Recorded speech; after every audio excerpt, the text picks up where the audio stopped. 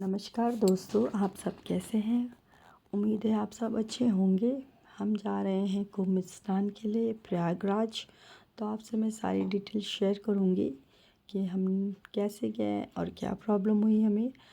तो जैसे कि आजकल वीडियोस आ रही हैं कि बहुत चलना पड़ेगा, बहुत चलना पड़ेगा, तो ऐसा बिल्कुल भी नहीं है, क्योंकि मैं गई हूँ और मुझे बिल्कुल भी चलना नहीं पड़ा। अगर आप जैसे मैं बता रही हूँ वीडियो में वो फॉलो करेंगे तो आपको भी नहीं चलना पड़ेगा और कोई प्रॉब्लम नहीं होगी। तो ये देखिए, हम बाई कार जा रहे बाई रोड, बिल्कुल ट्रैफिक नहीं मिली, एकदम आराम से हम पूरे रास्ते आए हैं प्रयागराज तक। बिल्कुल ट्रैफिक नहीं मिली, कोई प्रॉब्लम नहीं हुई, कोई परेशानी नहीं हुई। जहाँ हुई है थोड़ी बहुत, वो डिटेल्स मैं आपसे ज़रूर शेयर करूँगी, ताकि आपको वो प्रॉब्लम फेस करने से पहले ही पता रहे कि हाँ, ये प्रॉब्लम हो सकती है। तो उसे आप कैसे हैंडल करेंगे वो आप अपने हिसाब से करिएगा। तो यहाँ से हम निकल रहे हैं बाई रोड। रास्ता बिल्कुल खाली है, कोई प्रॉब्लम नहीं है। आप देख सकते हैं कि एकदम क्लियर है रोड। मैं सारा वीडियो आपसे शेयर नहीं करूँगी क्योंकि कोई प्रॉब्लम रास्ते में हुई नहीं, तो मैं ज़्यादा वीडियो को बढ़ाना नहीं चाह रही हूँ। तो जितना शॉर्ट में हो सकेगा और जितनी सारी डिटेल्स मैं आपसे शेयर कर पाऊँगी, मैं वो सारी डिटेल्स आपसे शेयर करूँगी। तो यहाँ पर हम लगभग सुबह 5:30 बजे निकले थे दिल्ली से, और 8 बजे के आसपास हम प्रयागराज पहुँचे। अब प्रयागराज में हमें थोड़ी ट्रैफिक मिली, और ये कहाँ मिली, जहाँ मेला लगा हुआ था। वहाँ पर हमें लगभग 1.5 से 2 घंटा रुकना पड़ा गाड़ी में। वहाँ पर एकदम ही गाड़ी बंद हो गई थी, बिल्कुल भी नहीं चली। जैसे हमें खाली मिला, हम वहाँ से निकल चले अपने होटल के लिए, क्योंकि लगभग पहुँचते पहुँचते 11 बज गए थे। तो हम खाना खा के यहाँ पर होटल में रेस्ट किए, जो हमने 1 महीने पहले ही बुक कर लिया था।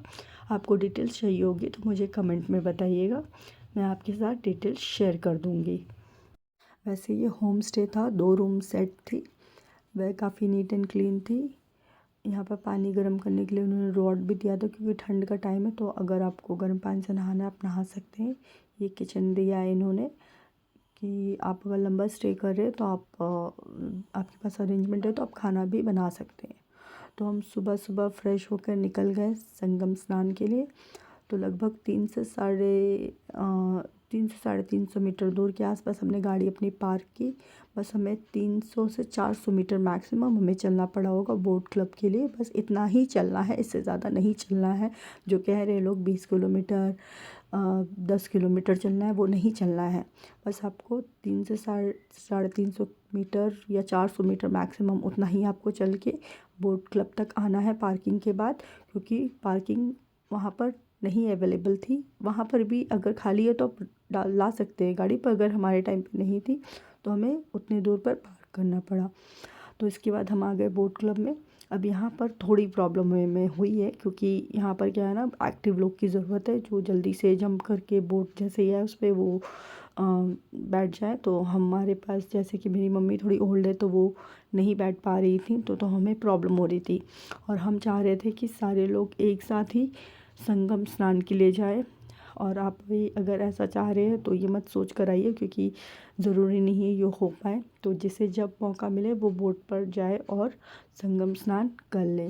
तब एट लास्ट हमने क्या किया, मेरी मम्मी और मेरी सासू माँ जी जो थी, और मेरा भाई और मेरी बेटी जो मेरी सासू माँ की ही साथ थी, तो वो चारों एक साथ चले गए। और फिर हम और मैं और मेरे हस्बैंड, हम लोग एक साथ जैसे ही खाली बोट मिली हम उस पर चले गए। और यहाँ पर बोट तो हमें मिल गई, मगर क्या हुआ ना कि रास्ते में सुना गया कि एक बोट पलट गई है, तो इसी वजह से लगभग 2 घंटे के आसपास बोट बंद कर दी गई थी। तो 2 घंटे के बाद एट लास्ट बोट चली। और यहाँ पर बोट वाले जो है पर हेड 500 ले रहे थे, वही रेट है सब बोट का। अगर आपसे ज़्यादा अगर बोले तो आप उसको कंसेशन कराइए, क्योंकि 500 से ज़्यादा नहीं ले रहे थे। और इसके बाद हमने संगम का आनंद लेते हुए हम त्रिवेणी पहुँचे, जहाँ पर हमने गंगा, सरस्वती और यमुना का मेल देखा। और हम वहाँ पर पहुँचे और यहाँ पर हमने गंगा जी में डुबकी लगाई। वहाँ कुंभ का स्नान हमें प्राप्त हुआ, और नहाने के बाद हम वापस बोट क्लब गए, क्योंकि वहीं पर हमारी मम्मी और भाई और मेरी सासू माँ और मेरी बेटी वहीं पर वेट कर रहे थे। हमने वैसे आप भी करिएगा, एक स्पॉट बता दीजिएगा, वहीं पर जाकर आपकी फैमिली वेट करे, ताकि आप वापस आप लोग कुंभ के मेले में गुम ना हो जाए और आप मीट कर पाए। वैसे कोई गुम नहीं हो रहा है क्योंकि अब फ़ोन की सुविधा है, तो आप आराम से मिल सकते हैं।